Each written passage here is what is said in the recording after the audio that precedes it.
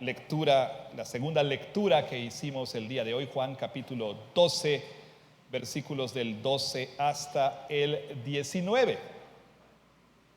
Mientras que localiza este pasaje, también permítame decirle que es un gran gozo para mí verle el día de hoy en la iglesia, y una vez más, si nos visita como pastor de la iglesia, permítame decirle que estamos muy agradecidos al Señor por su visita y esperamos que pueda usted retornar nuevamente a la iglesia. Bienvenidos sean todos. Entonces, Juan capítulo 12, versículos del 12 al 19, este es nuestro texto para el sermón de este día. Le voy a pedir también que, si es tan amable, me pueda acompañar orando conmigo y por mí también. Oremos.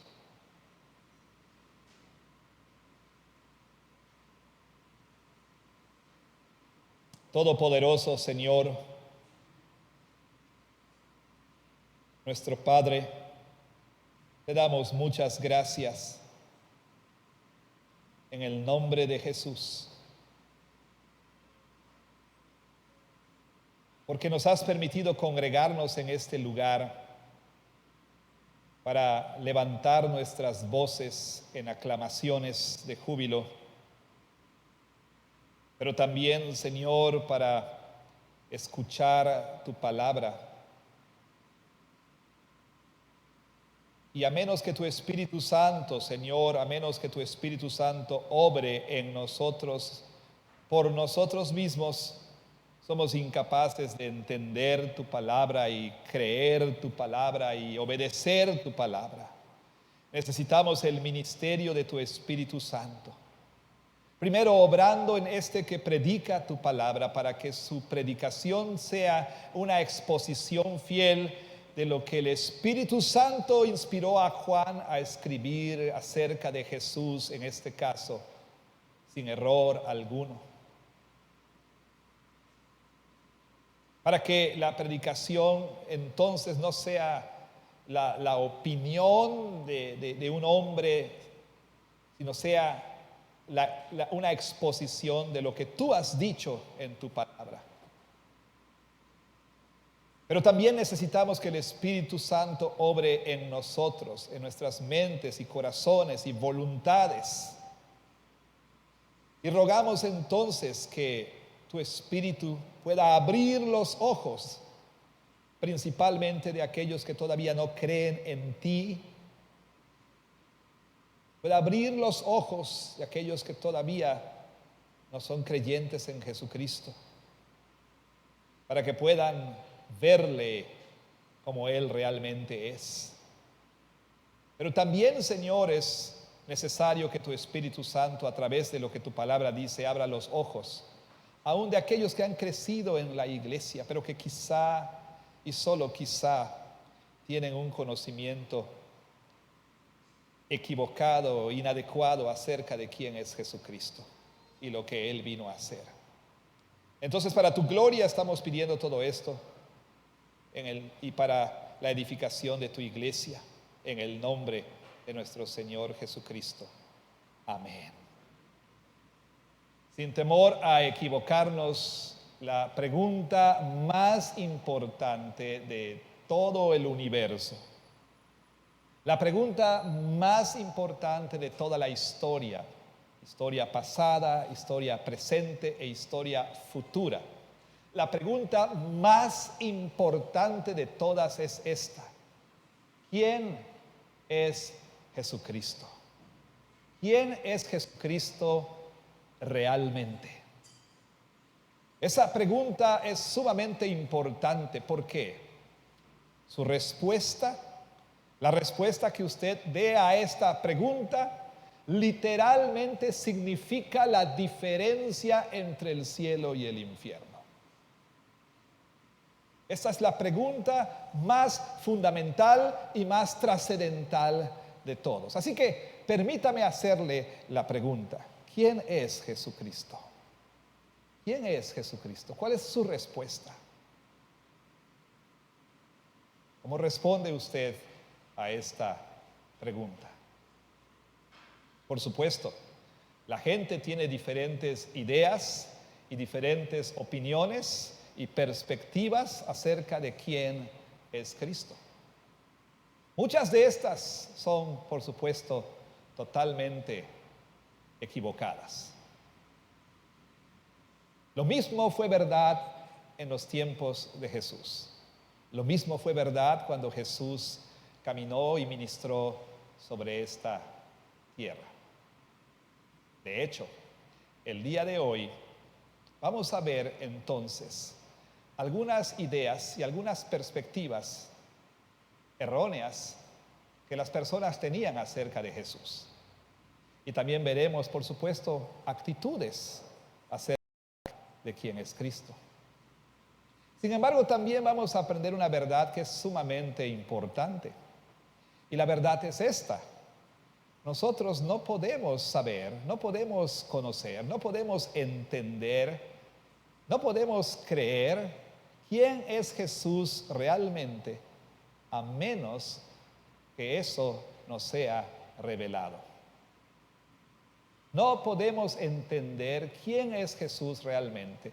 No podemos nosotros comprender quién es Jesús realmente, a menos que Dios nos lo revele, a menos que el Espíritu Santo nos lo revele. ¿Y cómo vamos a aprender entonces esta verdad? Precisamente prestando atención a algunas expectativas que diferentes grupos tenían acerca de Cristo. Y usted sabe, expectativas, ¿no es cierto? Todos nosotros tenemos diferentes expectativas.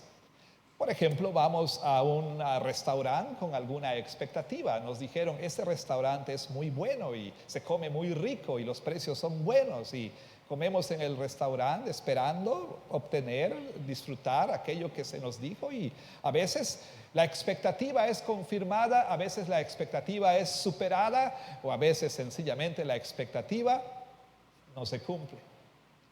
Vamos a ver una película, vamos de vacaciones, vamos de compras, vamos a una tienda, nos casamos con expectativas y por supuesto las esposas aquí dirán que sus expectativas fueron superadas. Pero no siempre las expectativas se cumplen.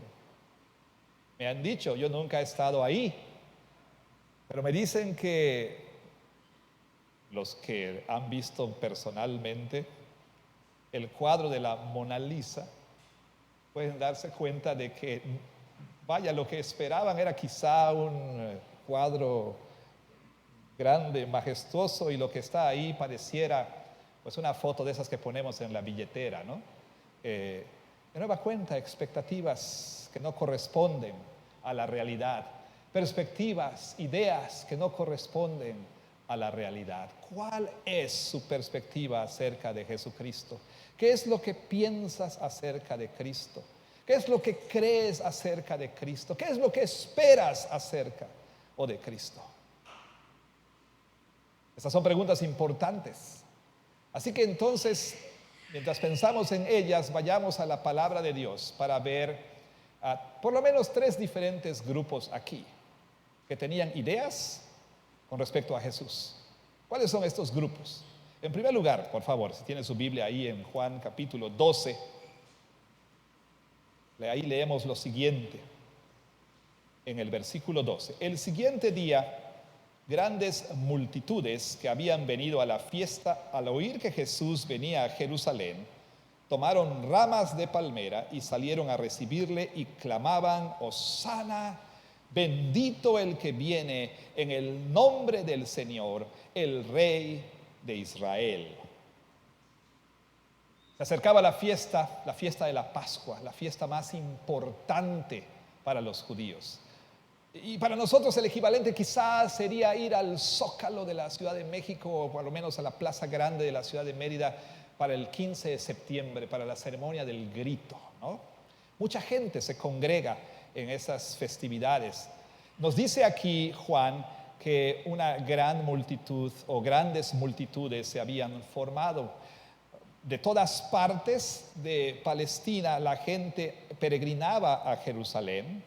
De hecho, de otras partes del mundo, judíos y prosélitos, todos iban a Jerusalén para esa fecha tan importante. No sabemos exactamente cuánta gente había ahí, qué quiere decir Juan con grandes multitudes, pero algunos historiadores dicen que en ocasiones pudieron congregarse hasta 2.700.000 personas para la fiesta de la Pascua en Jerusalén, y en ese entonces pues esto era algo pues digno de notar. El caso es que había aquí entonces una gran multitud que había venido a la fiesta y oyeron que Jesús venía a Jerusalén. Ahora usted tiene que entender algo muy importante. Algo había sucedido días atrás. Jesús había hecho una de sus más grandes señales, de sus más grandes milagros, si es que podemos tener una taxonomía de los milagros de Jesús. Había resucitado a Lázaro. Y esto, por supuesto, congregó a mucha gente. La noticia corrió. ¿Se imagina usted si en ese tiempo hubiera habido internet y redes sociales y Twitter y Facebook, Instagram, Telegram, WhatsApp? ¿Se imagina usted? Pero bueno, aún sin estos medios, la noticia corrió. Y mucha gente, por decirlo menos, estaba intrigada. Entonces, vinieron a Jerusalén. Y ahí podemos identificar en estos primeros versículos un primer grupo de personas que habían venido a Jerusalén. Un primer grupo de personas que tenían cierta perspectiva y cierta idea acerca de quién era Jesús. Y podemos identificarlos de esta manera. Este grupo era el grupo o fue el grupo de aquellos que veían en Jesús un libertador político. Un libertador político. ¿Cómo lo sabemos? Lo sabemos porque se nos dice que estas personas tomaron ramas de palmera y salieron a recibirle. Y clamaban: Hosana, bendito el que viene en el nombre del Señor, el Rey de Israel. Algunos dicen que Juan está en un error aquí, o que la Biblia está en un error al decir que este evento ocurrió en esta fecha que llamamos Semana Santa ahora, porque este asunto de usar ramas en una celebración era propia de la fiesta de los tabernáculos, y esto ocurría en otra época. Bueno, sin entrar en esos detalles, simplemente quiero decir que con el correr del tiempo, las palmeras, ¿sí?, llegaron a ser un símbolo nacionalista. Las palmeras en numerosas ocasiones fueron agitadas en señal de victoria. Por ejemplo, cuando Simón el Macabeo derrotó a los sirios, fue recibido con palmas de victoria. Inclusive se nos dice al final de la escritura, cuando se nos da esta visión de ya la iglesia redimida en presencia de su Señor, en el libro de Apocalipsis, se presenta a esa multitud que nadie puede contar, como una multitud vestida con vestiduras blancas y que agitando palmas, ¿no? Palmas ahí en señal de victoria. Bueno, este asunto pues había adquirido connotaciones nacionalistas. Es como si, por ejemplo, los canadienses tomaran hojas de maple, ¿no?, y agitaran, y no sé, nosotros no sé qué pudiéramos agitar, hoja de chaya o qué sé yo, o algo así, pero es la hoja representativa de los yucatecos. No lo sé, pero el asunto es que había este nacionalismo. Si hubiera sido esto en México, pues estaríamos con los sombreros y pintados de verde, blanco y rojo aquí y demás, ¿no? Bueno, también sabemos que esta gente tenía esta idea porque cuando Jesús se acercó a la ciudad, empezaron a cantar con júbilo: Hosana, bendito el que viene en el nombre del Señor, el Rey de Israel. Bueno, Hosana, esta exclamación que más o menos quiere decir sálvanos ahora, era parte de un salmo que era cantado junto con otros salmos, los llamados salmos Halel, porque todos comienzan con aleluya y demás, ¿no? Bueno, y estos salmos eran cantados por los peregrinos cuando estaban yendo hacia Jerusalén, sobre todo esta parte del Salmo 118, cuando dice: bendito el que viene en el nombre del Señor. Bueno, esto en esos tiempos y antes era cantado a los peregrinos que venían a Jerusalén. Era una manera de darle la bienvenida a aquellos que venían a la fiesta, que ascendían a Jerusalén. Sin embargo, en ese momento esto adquiere otra connotación, un tono diferente. Y el bendito, el que viene en el nombre del Señor, no se refiere a cualquier peregrino que iba a Jerusalén, se refiere a una persona específica, se refiere al Mesías, al Mesías. Y esto se confirma por la línea que le añaden aquí en su canto. Después de decir, bendito el que viene en el nombre del Señor, dicen también, el Rey de Israel. Esas personas vieron en Jesús a su Rey, a su Mesías, al Hijo de David, al Mesías prometido. Pero para ese entonces tendrá usted que entender, el concepto de Mesías había mutado, si usted quiere, y poco a poco ese concepto se había vuelto, ¿sí?, o se había transformado en un concepto de un libertador geopolítico, si usted quiere. Poco a poco, a lo largo de los años, la idea de Mesías fue convirtiéndose en la idea de alguien que vendría a liberar a Israel de sus enemigos políticos, y en este caso, de la opresión de los romanos. Así que la gente entonces, cuando ve a Jesús, o por lo menos este grupo de personas numeroso, cuando ve a Jesús, ¿sí?, ellos empiezan a cantar y empiezan a levantar sus hosanas y diciendo, sálvanos, sálvanos. Pero quizá y solo quizá en la mente de la mayoría de ellos ese sálvanos quería decir, sálvanos de la opresión de los romanos, sálvanos de la miseria en la que vivimos, sálvanos de la crueldad de aquel que ocupa nuestro territorio, sálvanos, sé tú nuestro libertador. Así que por lo menos muchas personas veían en Jesús a un libertador político. Esa era su idea, ese era su concepto, es lo que ellos pensaban acerca de quién es Jesús y qué es lo que Jesús vino a hacer.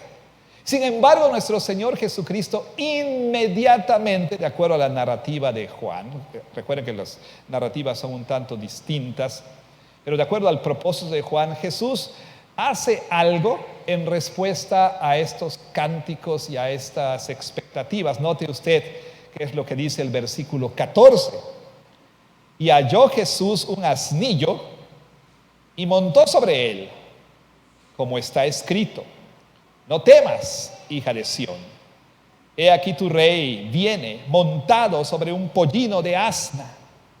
Jesús entonces, de manera intencional y de manera consciente, Jesús se da la tarea de cumplir una profecía, la profecía de Zacarías, en Zacarías 9:9.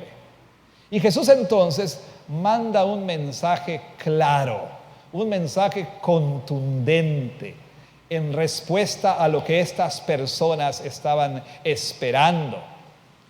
Y la acción de Jesús, como dije, tenía entre otras cosas mostrar, no solamente cumplir la profecía, sino mostrar y demostrar que Él no era esa clase de Mesías que ellos estaban esperando. Jesús monta, no nada más sobre un asno, monta sobre un asnillo. Vaya, es como Jesús estaba diciendo, yo no vengo aquí a iniciar una revuelta. Si hubo un momento indicado para derrocar a los romanos, probablemente era ese. Había muchísima gente y todos ahí, o la gran mayoría, unidos en aclamar a este Jesús como su rey. Jesús pudo haber aprovechado la oportunidad para guiar entonces una revuelta y pedir que le trajeran un corcel, un caballo, y entonces tomar la espada y decir a la carga. Pero él entonces hace algo completamente distinto. Se monta sobre este asnillo. Vaya, ¿quién va a la guerra montado sobre un asnillo? Es como entrar a la Fórmula 1 con un Volkswagen. O sea, sencillamente no se puede. Pero el mensaje era claro. Yo no vine a dar esa clase de libertad que ustedes esperan. Yo no vine a solucionar estos problemas políticos. Yo no vine a cumplir esta expectativa. Pero ¿sabe usted?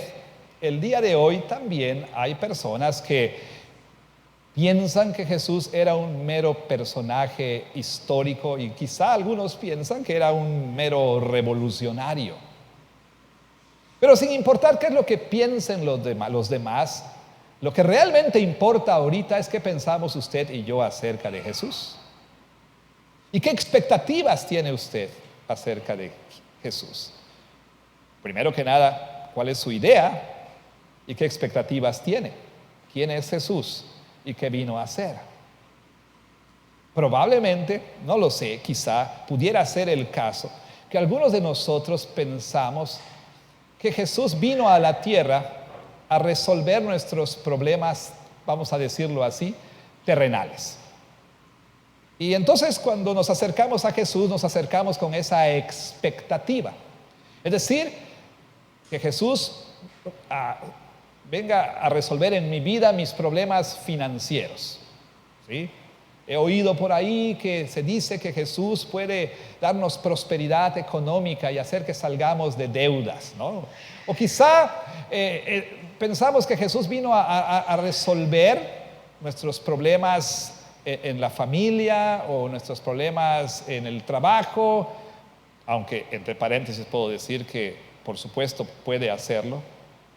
Pero Jesús no vino principalmente para librarnos de esa clase de problemas. Quizá, y solo quizá, haya algunos de nosotros aquí que tenemos esa clase de expectativas con respecto a Jesús. Y cuando decimos sálvame Jesús, estamos diciendo sálvame de las deudas que me están ahogando, ¿no? Sálvame de esto o aquello o lo otro. Sálvame de este problema, sácame de este apuro, libérame de esto, Jesús. Sálvame. Y entonces puede ser que la expectativa no se cumpla, o mejor dicho, probablemente no se va a cumplir. Así entonces tenemos este primer grupo. O para decirlo de manera más precisa, en toda esta multitud había algunos que quizá tenían esta actitud. ¿Será su actitud? ¿Será su expectativa? Vale la pena pensar en esto. Pero hay un segundo grupo aquí. Un segundo grupo que debemos tomar en cuenta. ¿Cuál es este grupo? Noten conmigo, por favor. Versículo 17. Y daba testimonio la gente que estaba con él cuando llamó a Lázaro del sepulcro y le resucitó de los muertos, por lo cual también había venido la gente a recibirle, porque había oído que él había hecho esta señal. Bueno, algunos podrán argumentar, estas son actitudes que toda la gente tenía, pero para nuestros propósitos vamos a decir aquí que hay otro grupo representado aquí. Si los primeros son aquellos que veían a Jesús como un mero libertador nacionalista y político, bueno, estos probablemente veían a Jesús como un mero hacedor de milagros. ¿Sí? Como un mero hacedor de milagros.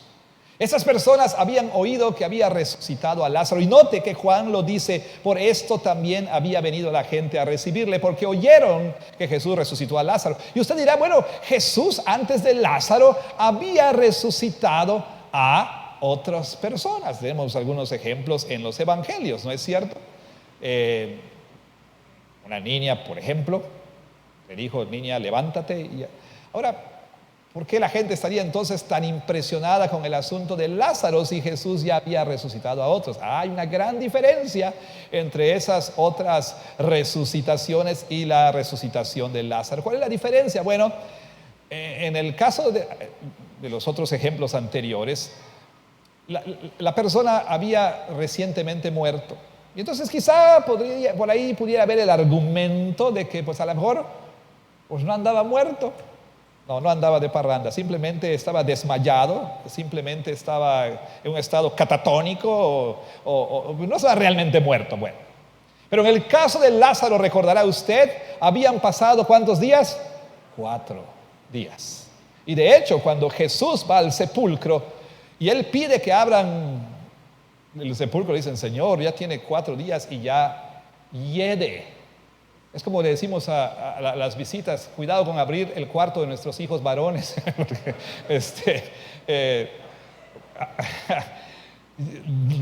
no abras esa puerta porque hiede.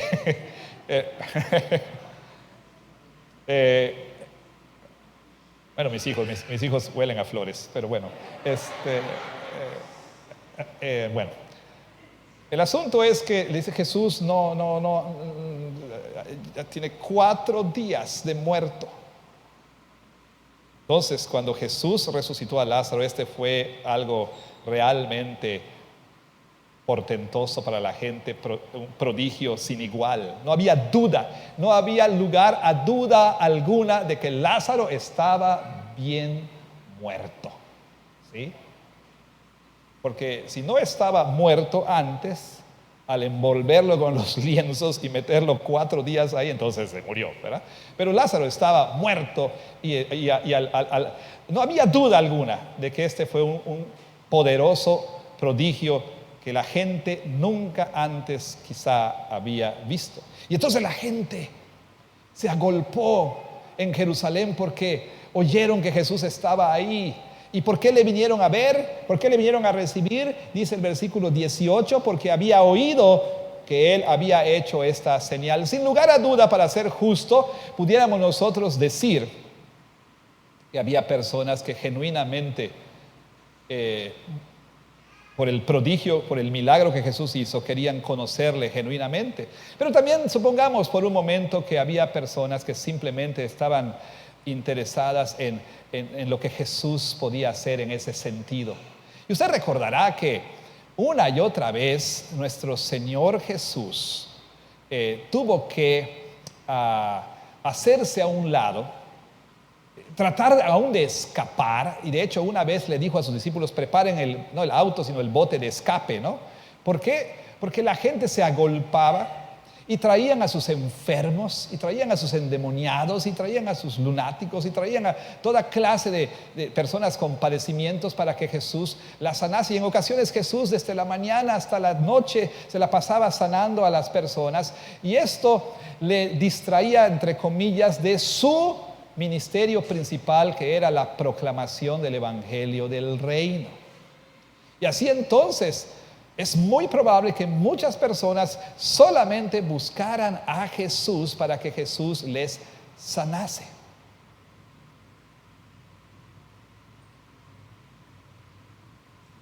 Y el día de hoy ocurre lo mismo. El día de hoy escuchamos de personas que se sienten atraídas a Jesús porque han oído que Jesús puede sanar.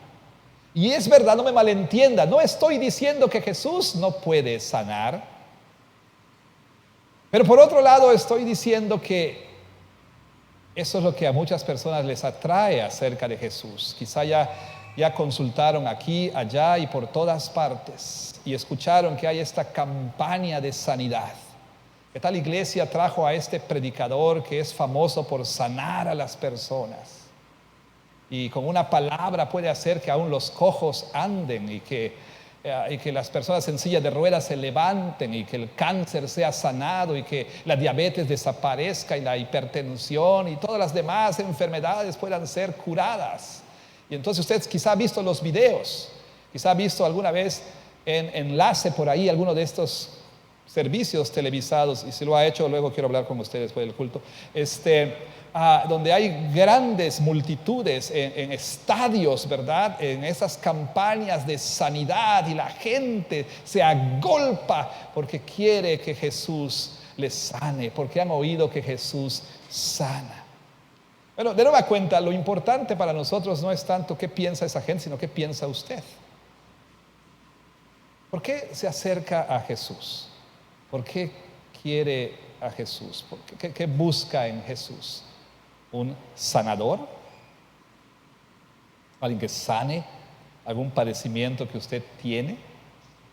Y en mi muy pobre experiencia, limitada experiencia, yo he visto que algo sucede cuando las personas buscan a Jesús con la idea equivocada y con la motivación equivocada y con las expectativas equivocadas. Cuando las personas se acercan a Jesús porque quieren que salve su matrimonio, ¿ok? O que salve a su familia. ¿Son cosas malas? No me malentienda. No estoy diciendo que eso es malo, ¿sí? O que les salve literalmente porque les diagnosticaron con cáncer. O que les salve, como dije, pues ahora sí, de que le embarguen lo poco que tiene, o de la cárcel, o de esto, o de lo otro. Y entonces, ¿qué pasa cuando las personas se acercan a Jesús buscando que Jesús les sane y les salve? Porque esa es la idea que tienen acerca de Jesús. ¿Qué pasa? Dos cosas suceden. Probablemente Jesús no sana el cáncer, o no sane el cáncer. Y cuando no lo hace, ¿qué sucede? La persona se desilusiona y se va. No funcionó Jesús, voy a Catemaco. No funcionó Jesús, me recomendaron de una señora aquí en la 37 que hace trabajitos. Ella sí tiene buen récord, pero mira, ha arreglado o desbaratado como 10 matrimonios. O sea, buenísima la señora.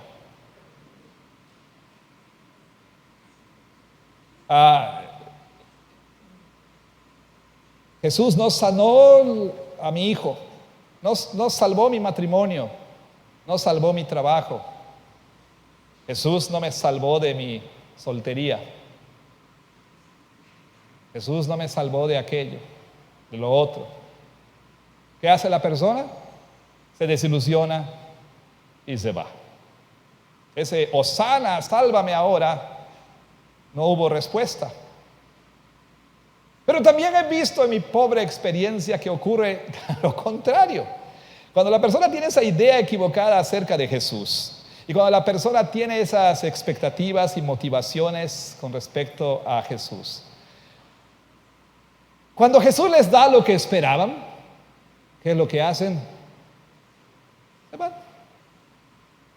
¿Por qué? No estaban ahí por Jesús, estaban ahí por Lázaro. No estaban por Jesús, estaban por Lázaro. Entonces, usted y yo tendremos que ser realmente honestos y preguntarnos si quizá y solo quizá nosotros estamos representados en estos dos grupos de personas. Pero mire, hay un tercer grupo. Hay uno más.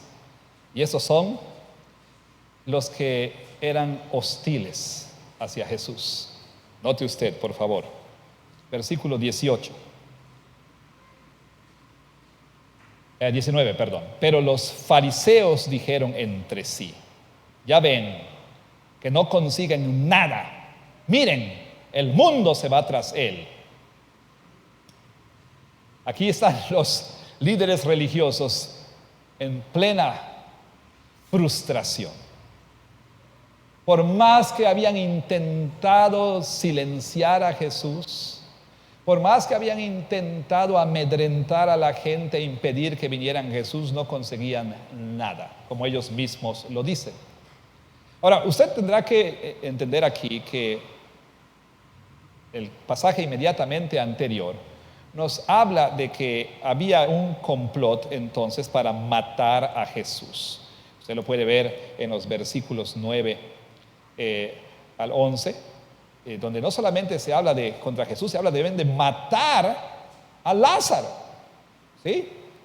Ya estos fariseos y saduceos, los que formaban el concilio religioso conocido como Sanedrín, ya habían decidido desde antes matar a Jesús. Pero ahora no nada más querían matar a Jesús, querían matar a Lázaro, ¿sí?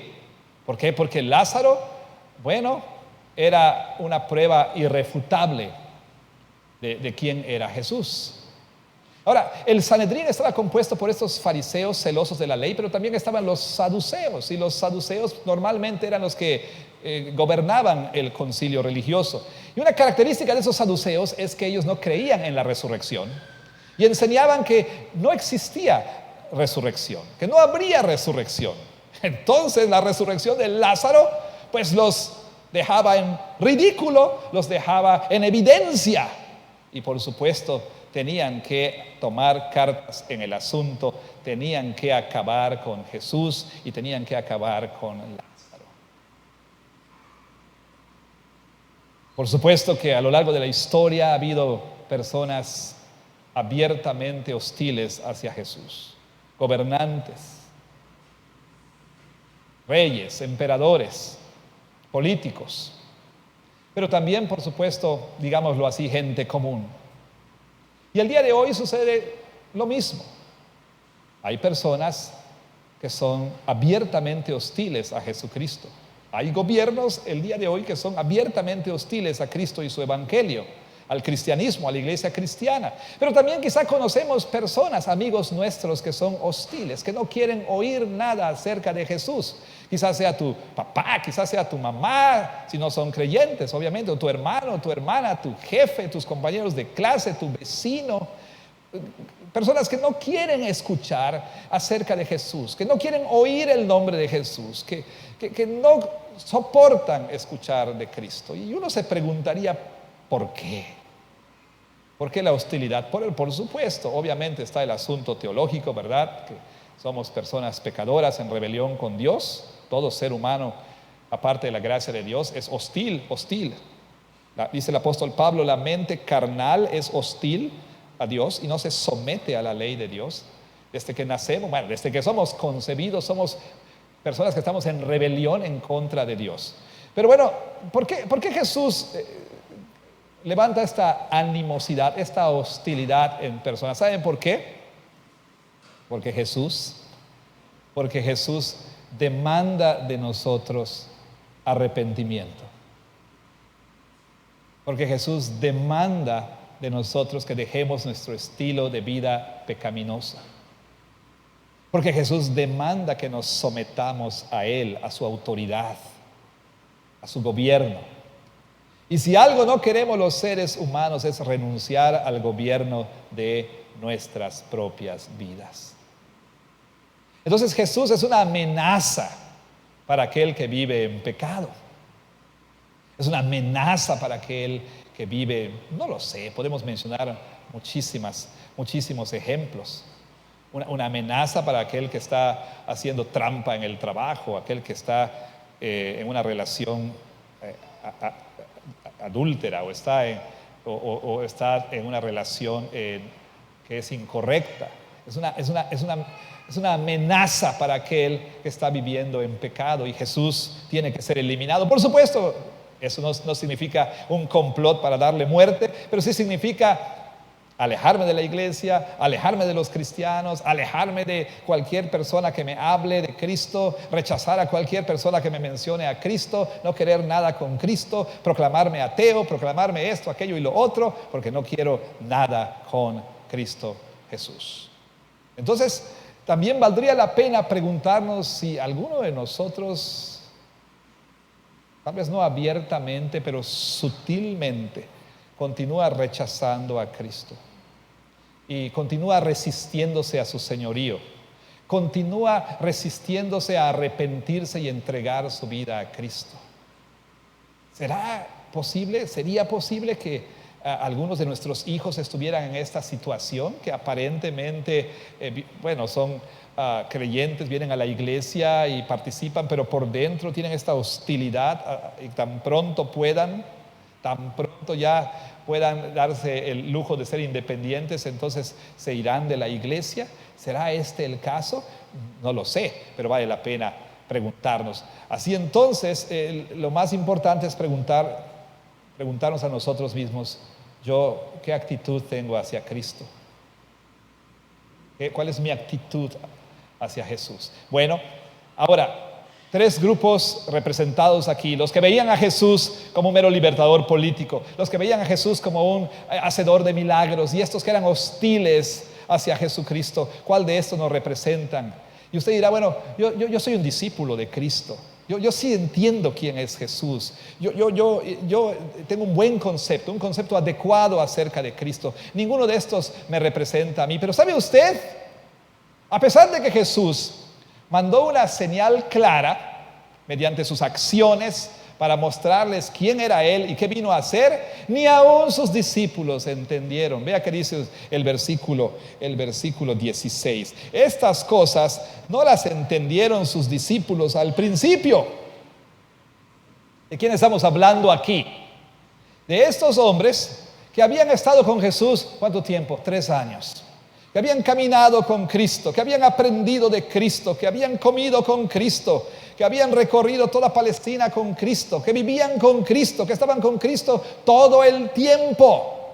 Y por supuesto, estos discípulos conocían las Escrituras, conocían Zacarías 9:9, sabían de esta profecía. Pero Jesús se sienta en el asnillo y ellos no entendieron. Y usted puede haber estado en la iglesia mucho tiempo sin todavía entender quién es realmente Jesús. ¿Y qué vino a hacer Jesús? Nuestros niños están en la iglesia y se les enseña, y nuestros jóvenes han crecido y podemos dar por sentado que entienden quién es Cristo y que saben qué vino a hacer Jesús. Pero le voy a decir una cosa: no vamos a entender quién es Él realmente a menos que el Espíritu nos lo revele. Noten ustedes que dice aquí: estas cosas no las entendieron sus discípulos al principio, pero cuando Jesús fue glorificado después de su resurrección y ascensión, entonces se acordaron de que estas cosas estaban escritas acerca de Él. O sea, en ese momento la Escritura tuvo sentido.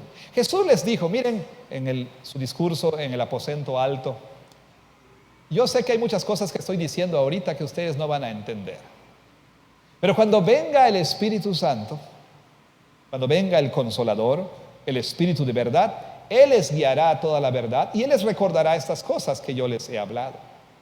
Entonces, después de su resurrección, los discípulos se acordaron: oye, es cierto, eso estaba escrito en Zacarías, ahora tiene sentido. Y entonces ellos pudieron entender, comprender y creer en Cristo.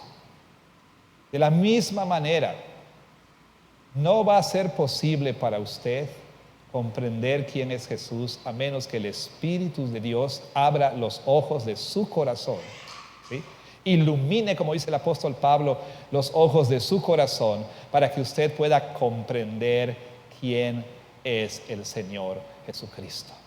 De otro modo, quizá Jesús seguirá siendo alguien que vino a salvarle de sus problemas terrenales. O será nada más un hacedor de milagros. Y entonces usted está diciendo Hosana, pero está diciendo Hosana queriendo decir sálvame de todos esos problemas. Pero le voy a decir, de acuerdo a las Escrituras, quién es Jesús y qué vino a hacer Jesús. Jesús, la segunda persona de la Trinidad, se hizo hombre. Se encarnó y vino a vivir la vida que todos debemos vivir y que no podemos vivir, y que Dios demanda de nosotros, una vida de obediencia perfecta a su ley. Jesús vino a vivir esa vida que no hemos vivido, pero Jesús vino a morir la muerte que todos debemos morir, porque hemos fallado en vivir la vida que Dios demanda de nosotros. Jesús entonces fue a la cruz para liberarnos de nuestros verdaderos problemas y de nuestros verdaderos enemigos. Jesús vino a liberarnos de nuestro más profundo problema, y este es el pecado que nos separa de Dios y que nos merece la ira de Dios. Jesús vino a liberarle, no de sus deudas financieras necesariamente, no de sus enfermedades físicas necesariamente, no de tu situación familiar necesariamente, no de tu situación laboral, no de lo que está ocurriendo en tu vida. No vino a liberarte de eso, vino a liberarte de tu problema más grande, y este es que eres un pecador justamente condenado al infierno porque has sido desobediente a la ley de Dios y has sido rebelde. Jesús vino a dar su vida para que la ira de Dios no caiga sobre ti, sino para que cayera sobre Él y tú pudieras recibir vida eterna en su nombre. A eso vino Jesús a esta tierra. No vino ahora a salvarte de todas esas dificultades que enfrentas. Pregúntate, ¿por qué estás aquí en la iglesia? ¿Por qué vienes a Jesús, a la iglesia a Jesús y a Jesús? ¿Quién es Jesús? ¿Y qué hizo Jesús? Hay una brecha entre quién es Jesús realmente, y el Jesús que imaginamos que es. Hay una brecha entre quién es Jesús realmente y el Jesús que queremos que sea. Y esta brecha solamente puede ser eliminada si el Espíritu Santo el día de hoy abre tus ojos a la realidad de quién es Cristo. Así que mi oración es, como pastor de la iglesia, es que usted y yo podamos ver a Jesús como realmente es. Y podamos buscar a Jesús por la motivación correcta y con las expectativas correctas. Mi oración es que el Espíritu Santo pueda llevar a personas el día de hoy a someterse al señorío de Cristo. Que el Espíritu Santo empiece a corregir ideas equivocadas que tenemos acerca de Cristo. Y que el Espíritu Santo entonces pueda hacer que chicos y grandes aquí, niños y adultos, jóvenes y ancianos, podamos ver a Jesús como realmente es. Que Dios bendiga su palabra.